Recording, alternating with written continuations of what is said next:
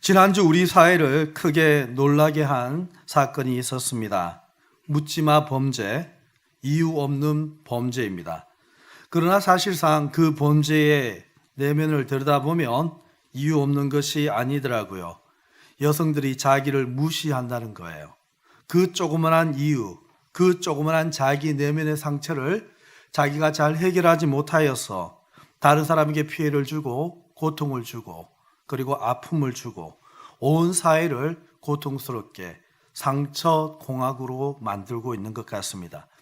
작은 상처 하나를 자기가 잘 처리하지 못하면 그 상처는 다른 사람에게 상처를 주고 가족에게 상처를 주고 그리고 이웃에게 상처를 주고 모두에게 상처를 줘서 눈덩이처럼 커져갑니다. 우리 한국 사회는 상처공화국인 것 같습니다. 모두가 다 상처를 받았어요. 상처받지 않은 사람이 없는 것 같아요. 저는 지난주에 어느 목사님의 상처받았던 이야기를 하나 듣게 되었어요. 유명한 목사님인데요. 그 목사님이 젊은 시절, 신학교 시절 참 가난하고 불쌍한 때가 있었대요. 결혼하고 신학교 다니는데 그때 한 달에 6만 원 사례비를 받았대요. 6만 원. 한 달에 6만 원 받고 어떻게 살았을까요? 제가 신학교 가고 첫 신대원 때 이렇게 전도사 시절에 받았던 사례비가 제 기억으로는 42만 원. 그것도 참 오래되지 않았습니까? 그런데 그 6만 원이면 얼마나 오래되었을까요? 그런데 3만 원은 방세, 월세 주고 3만 원으로 한 달을 살았다는 거예요. 하루에 3만 원이 아니고요. 한 달에 3만 원. 삶이겠습니까? 연명하는 것이지요. 근데 그때 당시 본인은 그렇게 고생스럽고 힘든 때인데 그게 그렇게 힘든 줄 몰랐대요. 그러나 왜 안 힘들었겠어요? 아내가 힘들었죠. 집에서 이렇게 그 주인집에서 김장을 하더라는 거예요. 그래서 아내가 그 김장을 도와줬대요. 보통 김장을 하면 배추의 겉잎은 이렇게 뜯어서 이렇게 버린다면서요. 그 좀 깨끗이 않은 겉잎이라 그래요. 그것을 뜯어서 버리는데 그 김장을 도와주면서 그 겉잎을 이렇게 자기가 모아뒀대요. 그리고 김장은 뭘로 하죠? 속에 있는 잎으로 이렇게 맛있게 김장을 하잖아요. 근데 한참 그 겉잎을 모아둔 이유는 그걸로 겉절이를 해 먹으려고, 그걸로 시래기를 이렇게 해 먹으려고 그렇게 모아두었는데 주인은 무심코 아무 의미 없이 이렇게 말을 내뱉습니다. 그걸로 뭐 하려고? 그래. 그걸로 돼지 주려고 그래? 그 한마디, 무심코 했던 그 한마디가 크게 상처가 되고 아픔이 되었다는 그런 이야기를 하더라고요. 그때 자기는 깨달은 게 있대요. 사람들에게 말할 때에 무심코 말하면 안 되겠구나. 생각 없이 말하면 그 생각 없이 한 말이 사람에게 상처를 줄 수 있구나. 그렇죠? 그러면서 또 하나 깨달은 게 있대요. 사람들이 말하는 말, 의미 없이 하는 무심코 하는 말에 상처받아서는 절대 안 되겠구나. 두 가지예요. 다른 사람에게 말할 때에 무심코, 의미 없이, 생각 없이 자꾸 말해서 사람에게 상처 주는 사람이 있어요. 근데 자기는 상처 준 줄 몰라요? 그래서 사람에게 상처 주지 않기 위해서는 의미 없이, 무심코, 아무 생각 없이 하는 말을 내가 그치하겠다. 그리고 또 하나, 사람들은 그렇게 말할 때 그 말의 상처, 작은 거, 아무 의미 없는데 내 상황과 내 여건이 너무나 가난하고 힘들어서 그 아무 의미 없는 말에 상처를 받을 필요는 없겠구나. 여러분 그렇죠? 여러분 주위에서 어떤 말 한마디에 굉장히 상처될 때 있죠. 그런데 그 사람은 아무 의미 없이 했는 말인데 상처될 때 있지요. 그리고 우리는 그러지 않아요? 나는 아무 의미 없이 말했어. 그런 뜻이 아니야. 라고 했지만 자기도 모르게 다른 사람에게 상처를 주고 있어요. 이 세상은 어떤 면에서는 상처를 주고 상처를 받고 가족에게 상처를 주고 상처를 받고 형제에게 상처를 주고 상처를 받고 사람은 모이기만 하면 상처투성이에요. 사람은요 이 상처를 해결할 수 있는 방법이 잘 없는 것 같아요. 그래서 요즘 서점에 가보니까 제가 몇 년 전부터 계속 눈에 띄는 책이 있어요. 한 에세이인데요. 공주영 씨가 쓴 책이에요. 그 책 제목이 뭐냐면 사랑은 상처를 허락하는 것이다. 저는요, 그 책을 사진 않지만 지나갈 때마다 그 책 제목 앞에서 잠깐 머물러요. 그럼 왠지 힐링이 되는 것 같아요. 사랑은 상처를 허락하는 것이다. 따라해보세요. 사랑은 상처를 허락하는 것이다. 공지영 씨가 25년 동안 작가의 인생을 돌아보면서 자기의 책 20여 권 가운데에서 그 가운데 주옥 같은 글들, 사람의 마음에 힐링이 될 수 있고 위로가 될 수 있고 치료가 될 수 있는 그런 글들을요 365개를 이렇게 발주해가지고 책으로 낸 거예요. 에세이로. 그런데 그 글들 365개를 왜 이렇게 모았을까? 현대인들은요 어떤 면에서 365일 동안 크고 작은 상처를 받고 사는 것 같아요. 그래서 날마다 위로를 받으라고, 힘이 되라고, 용기를 내라고 그런 글을 모아놓은 것 같아요. 이 상처를, 이 아픔을 해결할 수 있는 방법을 찾고 있는 인생이 현대인들의 인생이 아닌가. 여러분, 또 이런 책이 있어요. 니나 게오르게가 쓴 소설이 있는데요, 종이 약국이라는 소설이에요. 여러분 혹시 아시나요? 그 소설의 내용은요, 저 파리에 가면 이렇게 무슨 강이죠? 센강. 네, 센강 위에 이렇게 배가 있는데 그 배가 아니고요. 사실은 그 안이 그게 종이 약국이에요. 근데 그 종이 약국이 진짜 약국이 아니고 서점이에요. 서점인데 왜 종이 약국이냐 하면 그곳에 들어가면 몸이 아픈 사람이 들어가는 것이 아니고 마음이 아픈 사람, 상처가 있는 사람, 고난이 있는 사람이 들어가면요, 그곳에서 약사가 상담을 해줘요. 그리고 당신이 읽어야 될 책은 이런 책입니다 하고 나서 책을 추천해 주는 거예요. 마음을 치료하기 위하여, 아픔을 치료하기 위하여 책을 찾아서 추천해 주는 그런 약국이에요. 한국에도 이런 약국이 있었으면 좋겠어요. 우리 주위에도 이런 약국이 있으면 찾아가서 제가 마음이 요즘 이런데 무슨 책 읽어야 돼요? 하고 추천해 주는 그런 책이 있었으면 좋겠어요. 물론 그 약사는 되게 피곤하겠죠. 하나하나 다 들어줘야 되니까. 그리고 책도 많이 읽어야 되겠죠. 추천해 줘야 되니까. 사실 우리 이 시대가요, 그런 내면의 마음에 이렇게 상처를 치료해 주고 회복해 주는 그런 어떤 방법이 있어야 될 것 같아요. 현대인들은 이 상처를 어떻게 해결할지 잘 모르는 것 같아요. 그래서 이 상처를 해결하기 위하여, 아픔을 이렇게 해결하기 위하여 여기저기에서 도와달라고 아우성인 것 같아요. 여러분 맞죠? 근데 오늘 저는 본문에서요, 여러분이 365의 에세이 책을 읽지 않아도, 또 여러분이 그 종이 약국을 찾지 않아도 여러분 해결할 수 있는 유일한 성경적 원리를 오늘 저는 본문에서 발견하게 되었어요. 오늘 본문을요, 여러분 23절 한번 읽어보실까요? 시작. 네, 오늘 본문은 어떤 내용이냐면요, 아버지 야곱이 요셉, 아들 요셉을 향하여 축복하는 축복 기도입니다. 근데요, 요셉에게 축복을 하는데 어떤 축복을 하냐면, 너는 평안하게, 너는 이렇게 아무 고난 없이, 너는 상처 없이, 너는 어려움 없이 그렇게 편안하게 잘 살아라 하는 그런 축복이 아니에요. 요셉에게 준 축복이 어떤 축복이냐면 활 쏘는 자가 나와요. 요셉을 공격하는 자죠. 그리고 학대하며 적개심을 가지고 그를 쏘았다는 거예요. 요셉을 향하여 세상은요 공격하는 거예요. 비난하는 거예요. 그리고 고난을 주는 거예요. 상처를 주는 거예요. 한번 생각해 보세요. 요셉의 인생을 돌아보니까요 13년 동안 그는 고난받은 인생이에요. 형에게 버림받았지요. 그리고 애굽에서는 누명을 썼지요. 착하고 착한 요셉이 감옥에 들어갔지요. 그것에서 오랫동안 인내하고 기다려야 됐지요. 그의 고난은요 누구보다도 큰 고난이에요. 근데 그런 고난, 요셉에게 하나님께서 그런 고난을 축복하셨다는 거예요. 사실 야곱이 지금 축복하는 것 같지만 지금 아버지 야곱의 입을 통해서 누가 축복하고 있는 거예요? 하나님이 축복하고 있는 거예요. 진정으로 사랑하는 아들 요셉에게 축복하는 그 축복이, 너에게는 고난이 없어, 너에게는 상처가 없어, 너는 편안할 거야, 이 축복이 아니에요.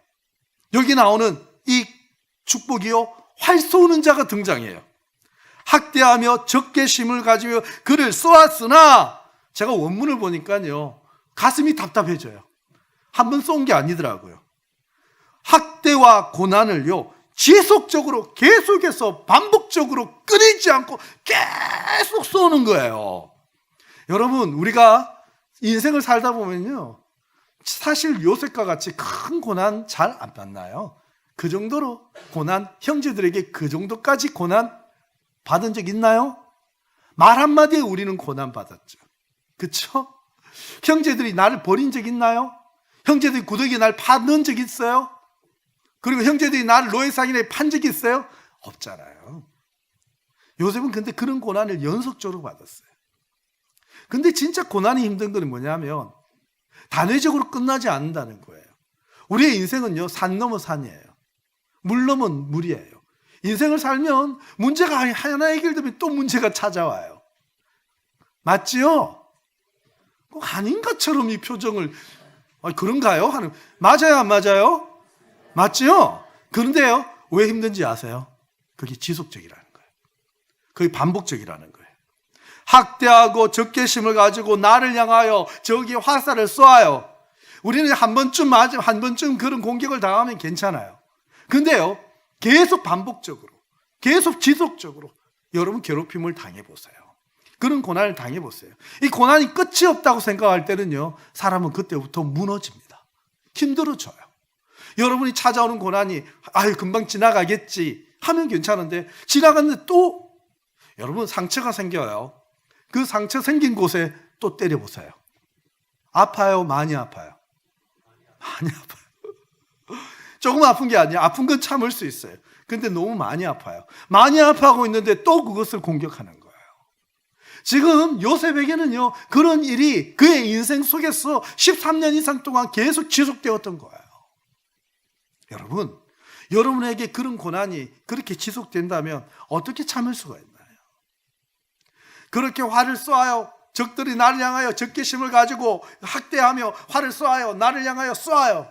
그럼 자꾸 맞다 보면요, 지쳐버려요. 그것을 대항할 수 있는 힘이 없어요. 근데요, 요셉은요, 그 고난과 그 상처를 이길 수 있는 힘이 있더라고요. 그 축복이 뭐냐? 24절입니다. 24절 한번 읽어보시겠습니까? 시작. 요셉의 활은 도리어 굳습니다.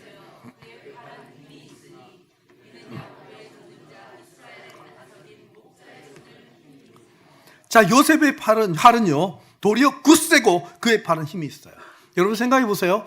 요셉을 향하여 적개심을 가지고, 요셉을 향하여 고난을 가지고, 요셉을 향하여 학대를 가지고 계속 공격해요. 이유 없이 공격해요. 이유 없이 지속적으로 공격하면요, 요셉도 그것을 대항하여 영적 싸움을 해야 돼요. 그것도 공격해야 돼요. 어떻게 해요? 학대로? 적개심으로? 아니에요. 요셉이 하는 것은요, 하나님 말씀으로, 사랑으로, 인내로, 참고 온유하며 계속해서 그 공격을 맞대응해야 되는 거예요. 여기서 요셉이 만약에 똑같이 적개심으로, 똑같이 학대로, 똑같이 혈기로 그렇게 대항했다면 요셉은요, 이미 진 것이지요. 근데 요셉은 또다시 그들이 나를 향하여 미워하면 사랑으로, 나를 향하여 이렇게 증오하면 나는 더 온유함으로, 혈기를 부리면 더욱더 인내함으로, 그렇게 계속해서 맞대응하여 하나님의 화를 쏘아야 되는 거예요. 아멘입니까? 근데요, 이것이 자꾸 반복되어 보세요. 사람 자꾸요, 착한 사람이라고 자꾸 건드려 보세요. 사람 못 견딥니다. 사람은요, 자꾸 착한 사람도 자꾸 이렇게 자꾸 건드리면요, 그 사람도요, 으악! 하는 거예요. 그게 다 쏟아부을 수 있는 거예요. 근데 요셉은 그러지 않아요.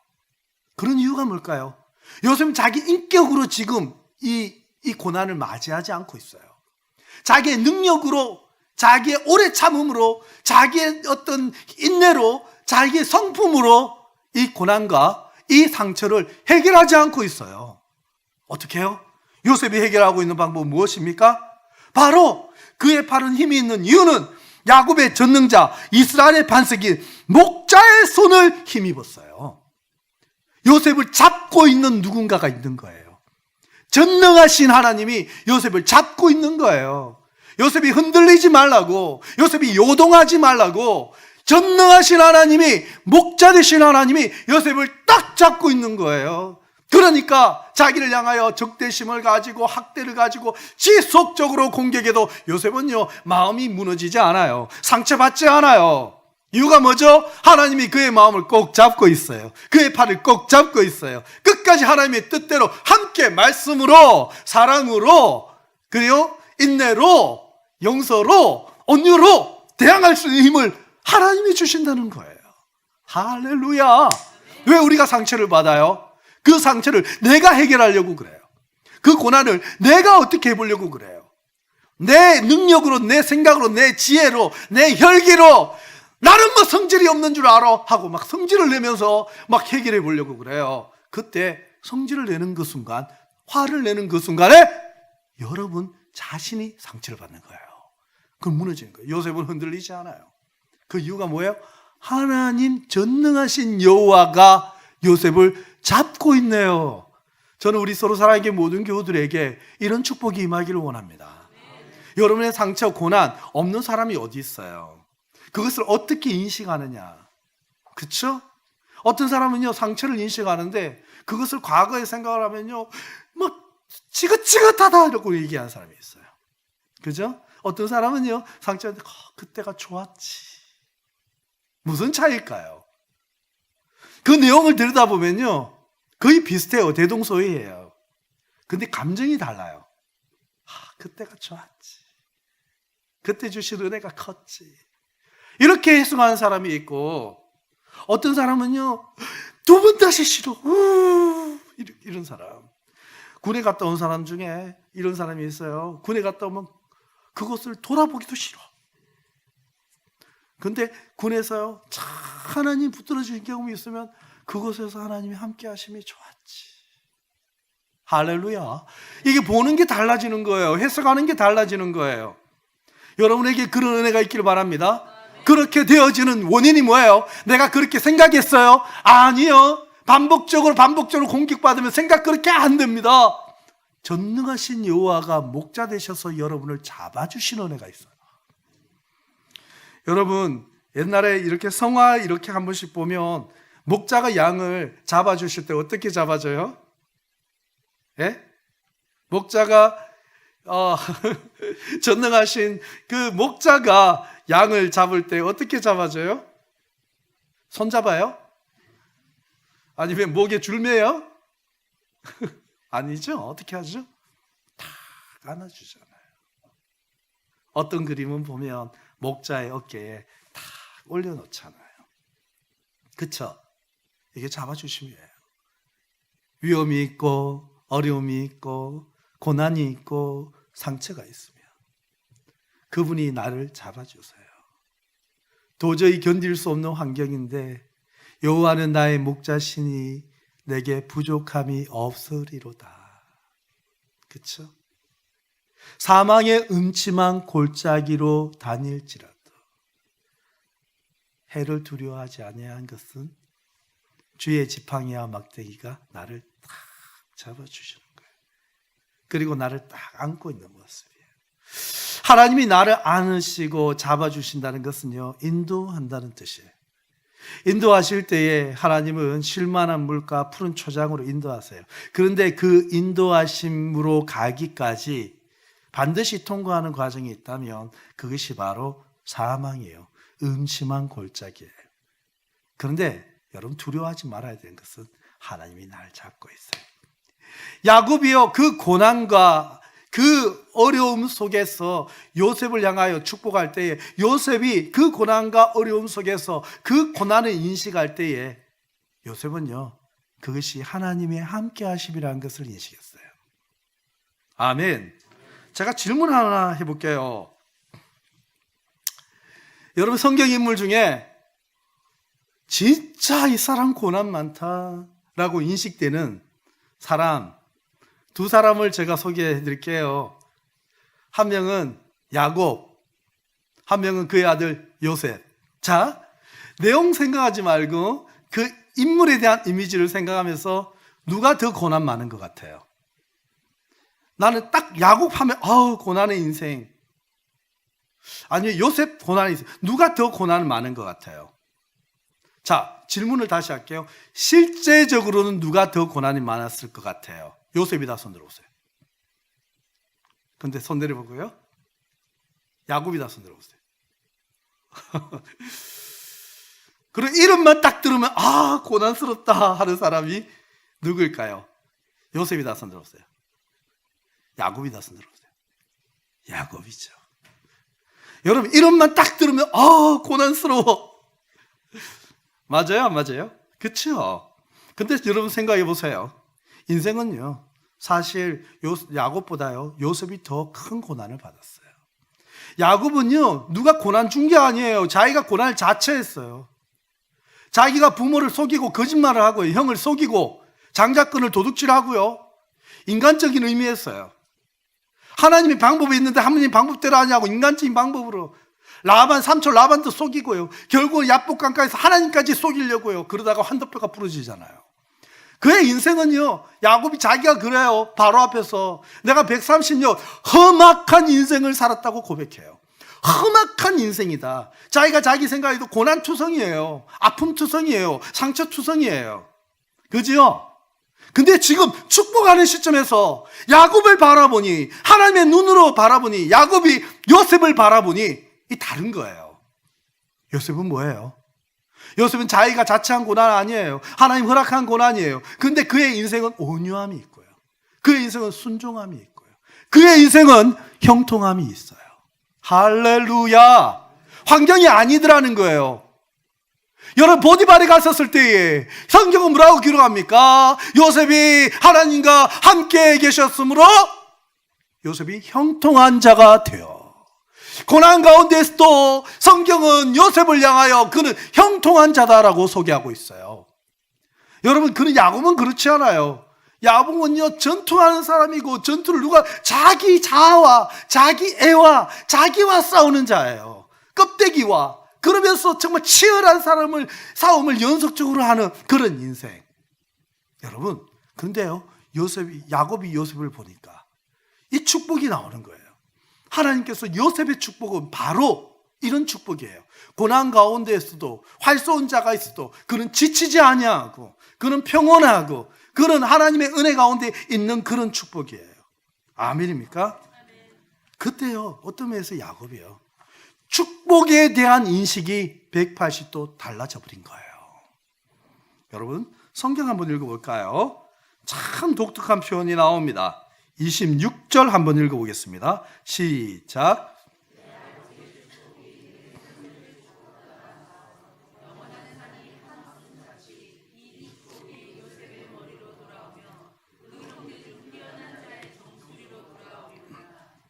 야곱이요 이렇게 소개합니다. 내 아버지의 축복이 내 손주의 축복보다 나았어. 곧 이 야곱 나의 축복이 너 할아버지 정조 할아버지 아브라함의 축복보다 낫다는 거예요.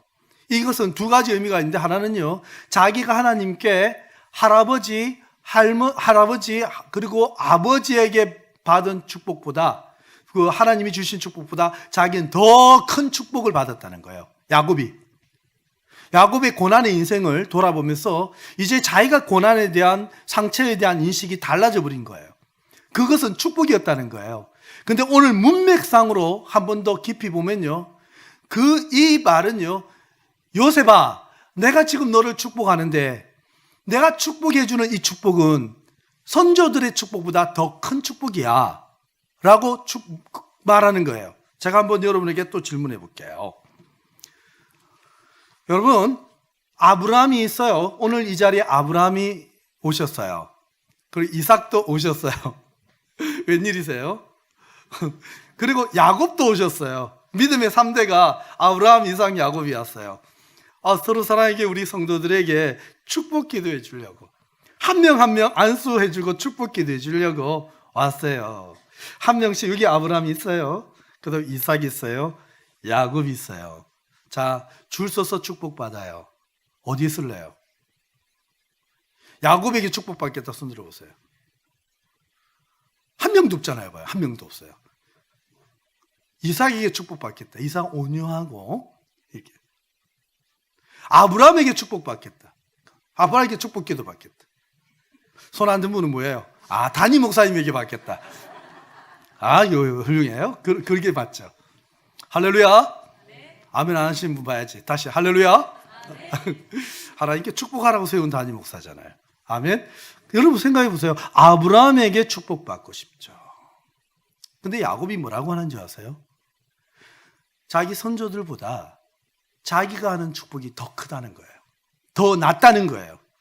왜 이런 생각이 들을까요? 바로 고난에 대한, 상처에 대한 인식 전환이 일어난 거예요.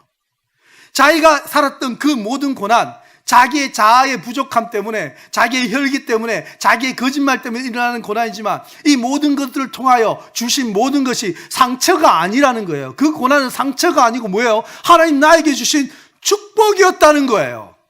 헬리나 웨언의 책 중에 이런 책이 있죠. 상처 입은 치유자. 여러분, 치유는 누가 합니까? 상처 입은 경험이 있는 사람이 하는 거예요. 아브라함의 인생, 이삭의 인생을 돌아보면요, 나름 그들은 온유하고요, 평온하고요, 하나님의 인도 가운데에 정말 편안한 삶이었어요. 어떤 면에 있어서는 아브라함은 우여곡절이 있었지만, 그러나 이삭을 보면 너무나 온유하고, 그 야곱하고는 비교 안 되는 인생이에요. 오죽하면 야곱이 험악한 인생을 살았습니다라고 하겠어요. 그렇죠? 근데요, 그 모든 험악한 인생이 축복하는 가운데 되돌아보니, 요셉을 되돌아보니 치유가 일어나는 거예요. 이것은 하나님이 주신 상처가 아니고 축복이었다는 거예요. 그러면 내가 지금 기도하는 것, 이것은 다른 선조들이 하는 그 기도보다 더 큰 축복이라는 거예요. 여러분, 상처 많은 사람들, 고난 많은 사람들, 여러분에게 축복권이 있는 줄 믿습니다. 나에게 상처가 주어졌다면, 나에게 고난이 주어졌다면, 나에게 아픔이 주어졌다면, 그것은 바로 아파하는 사람, 상처 있는 사람, 고난 있는 사람을 축복할 수 있는 권세가 주어진 거예요. 아멘. 아멘입니다. 그래서요, 여러분, 상처 입은 치유자, 여러분, 상처 입은 자만이 치유할 수 있는 거예요. 근데 이 말씀을 모르면요, 이 세상 가운데에서 사람들이 상처 입은 살인자들이 다니고 있어요. 상처 입었다고, 내가 상처 입었다고, 내가 아프고 있다고, 내가 상처가 있다고 하면서 다니면서 사람들을 다 살인하고 다녀요. 다 죽이고 다녀요. 나같이 상처받으라고. 라멕이 이런 얘기 하잖아요. 가인에게 범한 자는 7이 제가 7배요. 라멕 나에게 이렇게 또 이렇게 대항하고 나에게 상처 주는 자는 난 상처가 많은 사람이야. 77배라고. 77배로 갚아주겠다고. 사탄이 역사하며 상처가 들어오면요, 그것은 뭘요? 살인자가 되게 만들어요. 다른 사람에게 더 큰 상처를 주게 만들어요. 내가 상처를 입었는데 너도 상처를 입어. 꼭 이렇게 시어머니에게 상처받은 사람에게 상처를 준다 카더라고요.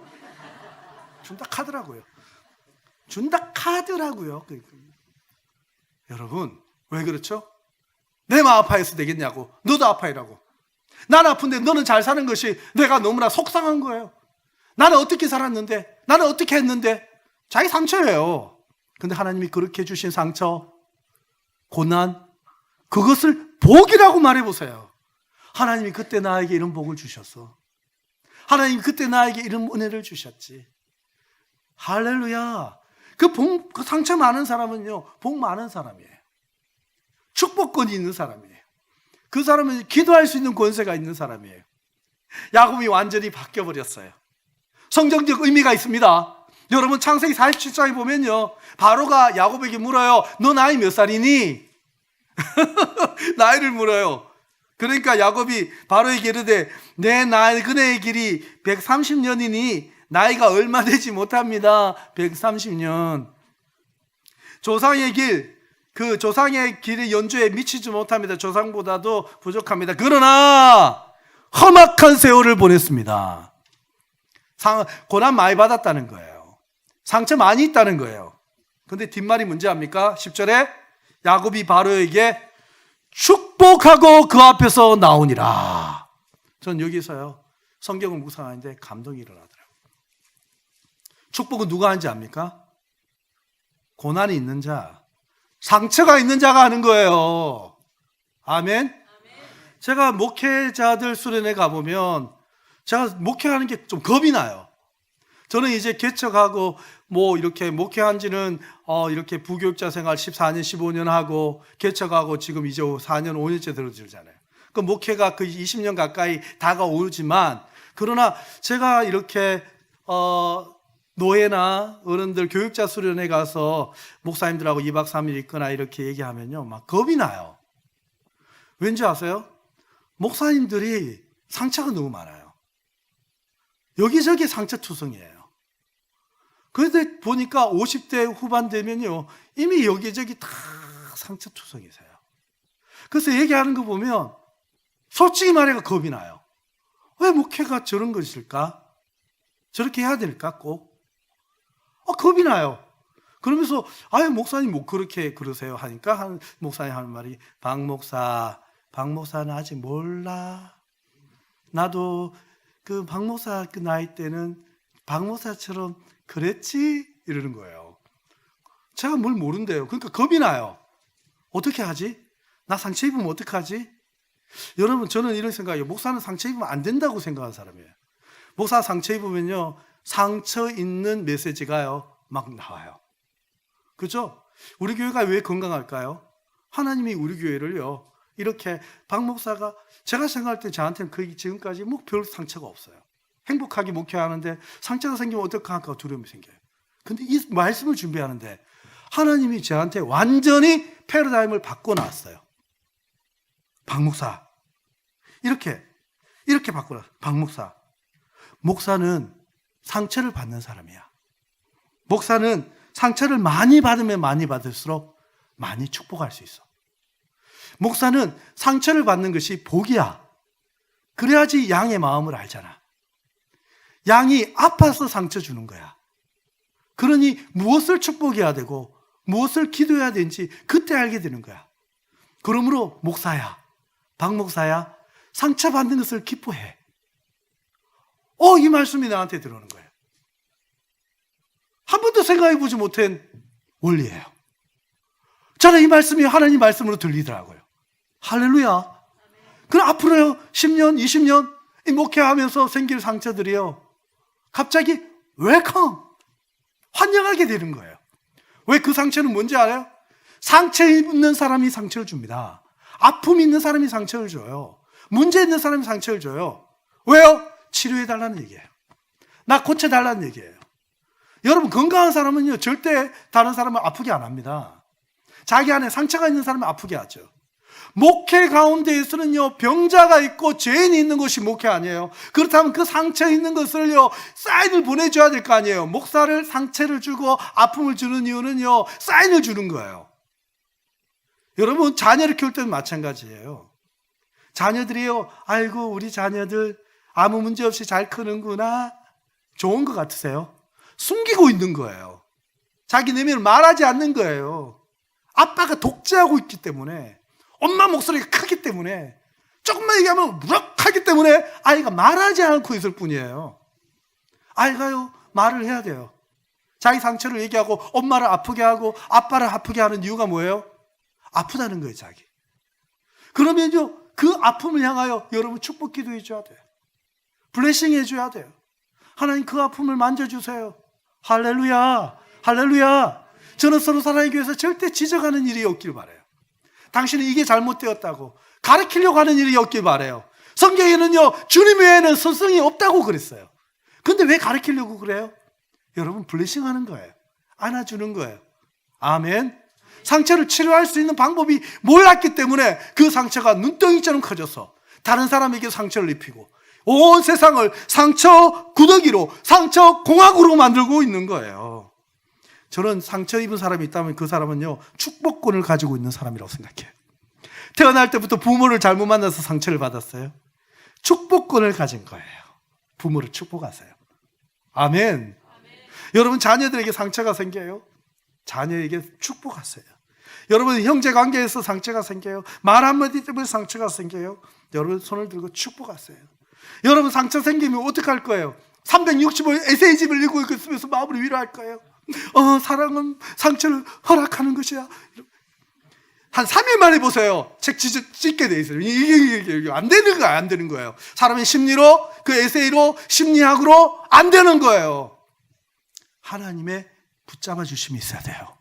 내 힘으로 안 되는 거예요. 내 생각으로 안 되는 거예요. 하나님께서 나를 마음을 꼭 잡아주시고 그리고 나서 나를 안아주시고 품에 안아주시면서 인도하심을 체험할 때에 지금은 사망의 음침한 골짜기지만 주님이 나를 안고 지금은 쉴만한 물가로 푸른 초장으로 나를 인도하여 가시는구나 믿는 거예요. 이것이 바로 하나님의 원리예요. 저는 상처 입은 치유자들이 일어나기를 원합니다. 상처 입은 축복의 권세를 가진 자들이 일어나기를 원합니다. 상처 입은 자는 꼭 살인자가 돼요. 상처를 주는 자가 된다고요. 세상에 여기저기 얼마나 그런 사람들이 많이 다닙니까? 예? 직장에도 얼마나 그런 사람들이 많이 있어요. 자기 상처 때문에 사람에게 상처를 주고 상처를 대물림하고 자녀들에게 상처를 주고. 여러분 그것을 이제 끊어버리기를 바랍니다. 어떤 사람은요 이 상처를 해결하지 못해서 정말 상처를 너무나 능숙하게 잘 받는 사람이 있어요. 아니 텔레비전 보고 상처를 받더라고요. 아니 쟤는 왜 저렇게 이쁜 거야? 텔레비전 보고 상처를 받고 책 읽다가 상처받고. 뭐예요?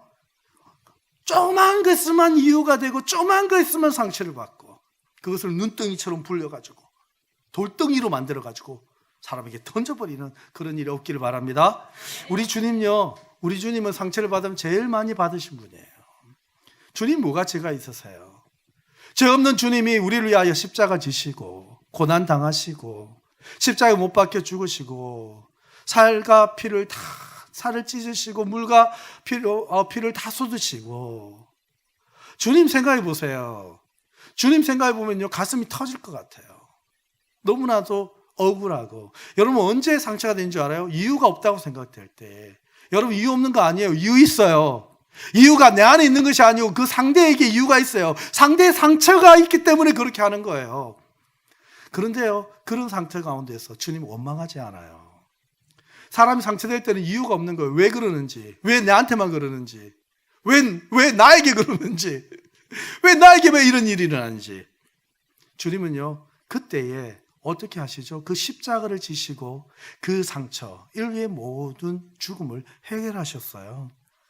그때 빌립보서 2장에 보면 하늘과 땅에 있는 모든 권세를 주님께 주셨어요. 축복권입니다. 하늘과 땅에 있는 모든 권세를 주님께 주셨어요. 아멘. 상처가 있는 자는 권세가 있어요. 상처가 있는 자는 축복할 수 있는 권세가 있는 거예요. 아멘. 오늘 보니까 성경 25절을 보니까 내 아버지 하나님께로 말미암으니 그가 너를 도우실 것이요 전능자로 말미암으니 그가 내게 복을 주실 것. 뒤에 위로 하늘의 복과 아래로 깊은 샘의 복과 젖먹이는 태의 복과 태의 복이로다. 아멘. 하늘의 복과 땅의 복을 주신다는 거예요. 하늘의 권세가 땅의 권세, 하늘의 축복과 땅의 권세, 땅의 축복. 하나님이 요셉에게 그렇게 고난과 상처가 있는데 그것을 그대로 복으로 받는 자, 그 권세가 있는 거예요. 여러분 고난이 다가온다. 복이 오는구나. 상처가 다가온다. 복을 주시는구나. 할렐루야. 여러분의 얼굴이 이제 좀 밝아졌어요. 네? 상처가 치유되고 있는 줄 믿습니다. 아멘. 아멘. 빨리 치유됩니다. 아멘. 아멘. 하나님께서요 이런 고난과 상처를 주실 때는 어떤 축복이 있냐면 보세요. 22절 이유가 있어요. 이유가 뭔지 아세요? 왜 이유 없는 이런 고난이 올까? 왜 이유 없는 이런 상처가 올까? 22절에 이유가 있어요. 요셉은 무성한 가지 곧 샘 곁에 무성한 가지라 그 가지가 담을 넘었도다. 하나님께서요 우리를요 무성한 가지로 축복하셨어요. 그 가지가요 나의 범위를 넘은 거예요. 담을 넘은 거예요. 담을 넘으니까 고난이 찾아오는 거예요. 담을 넘으니까 영적 공격이 찾아오는 거예요. 하나님의 무성함, 하나님의 풍성함, 하나님의 주신 그 가지, 여러분의 가지가요 무성하고 풍성하고요 그곳에 수많은 열매들이 막 열리기 시작해요. 사탄은 가만히 두지 않습니다. 그게 이유라고요. 이유 없는 고난 찾아오는 사람은요 하나님이 쓰시는 사람이에요. 하나님께서 그 사람을 통하여 풍성하게 담을 넘고 하나님의 나라를 확장하고 있다는 거예요. 저는 확실하게 믿습니다. 서로 사랑의 교회, 하나님의 영광 가운데 풍성함으로 하나님이 이 교회를 통하여 큰 일을 하기 위해서는요 반드시 찾아옵니다. 고난 찾아옵니다. 핍박 찾아옵니다. 방해가 찾아옵니다. 영적으로 분별하십시오. 아멘입니까? 찾아옵니다. 왜요? 이유가 없는 것 같아요. 근데 왜 찾아오지요? 하나님이 쓰신다는 증거예요. 하나님이 그 가지를 풍성하게 하고 담을 넘게 만드는 거예요. 지난주에 말씀드렸죠.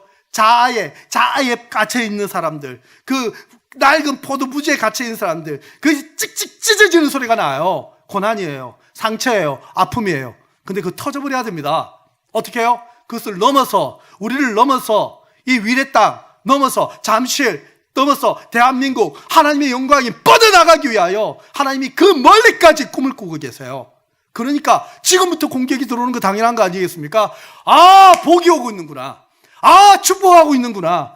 왜 이유 없는 고난이 나에게 찾아올까? 복이 오는구나. 내가 어떤 사업을 시작했는데 사업하자마자 왜 이렇게 어려움이 있지? 세상 사람은 안 좋은 징조야. 왜요? 왜 안 좋은 징조예요? 우리 예수 믿는 사람은 하나님이 쓰시려고 하는구나. 내가 이 사업을 통하여서 하나님이 그 지경이 넓어지고 나의 가지가 담을 넘고 있구나. 그러니 영적으로 방해하는구나. 공격하는구나. 야, 하나님 웰컴합니다. 하나님이시군요. 고난인 줄 알았는데 그 고난은 하나님이셨더라고요. 하나님이 찾아오신 거예요. 위장된 축복이에요. 가려진 축복이에요. 이게 고난처럼 보이는데 열어보니까 그 고난이 아니고 하나님이셨군요. 하나님의 축복인 거예요. 저는 여러분이 무성한 가지가 되기를 원합니다. 여러분의 담도 못 넘은, 여러분 담도 못 채우는 그런 인생 말고요. 여러분의 담을 넘어서 그 가지가 뻗고 무성함이 뻗고 온 세상을 향하여 하나님의 영광을 이렇게 펼치는 그런 요셉과 같은 가지가 되기를 여러분에게 축복합니다. 담을 넘어야 돼요. 담을 넘어야 돼요.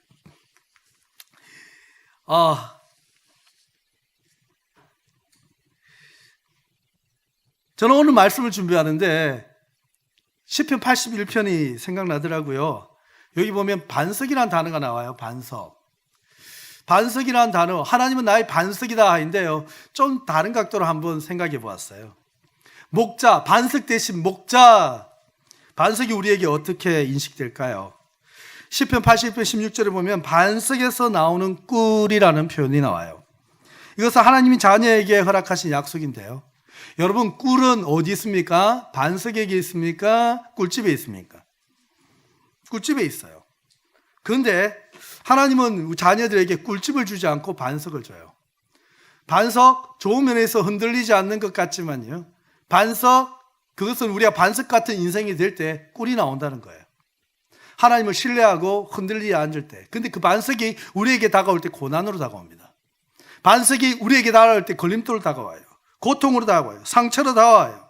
그러나 그 자리를 지키고 흔들리지 않는 반석 같은 인생이 될 때 그 자리에서 하나님께서 무엇을요?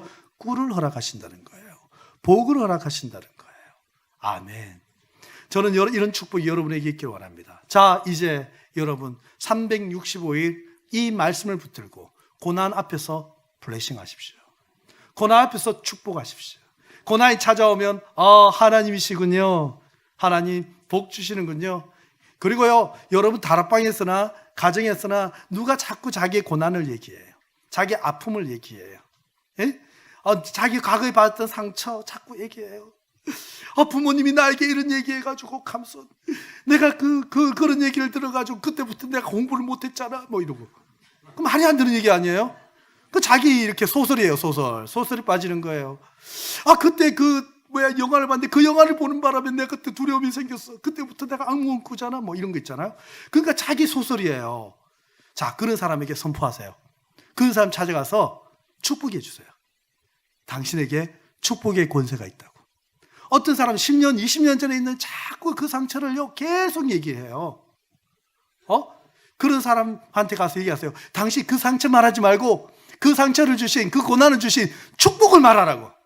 당신은 축복의 권세가 있다고. 하나님이 그 인생을 허락하셨다면 축복할 수 있도록 축복하신 거라고. 아멘. 그리고요, 여러분 주위에 상처 있는 사람에게 불쌍히 여기지 마세요. 상처 있는 사람에게 가서 오히려 나 축복해 주세요. 당신은 그런 경험을 하고 그런 아픔이 있었던 것보니 나를 축복하시면 되겠어요. 나 축복 좀 해주세요. 아픔이 있는 사람은요, 축복의 권세가 많은 사람이에요. 눈물이 있는 사람은요, 축복의 권세가 있는 사람이에요. 완전히 달라졌어요. 할렐루야. 이와 같은 영적 패러다임이 여러분의 삶 속에서 여러분을 인도하며 여러분이 주시는 인생이 하나님의 축복으로 가득한 그런 인생 되기를 축원합니다.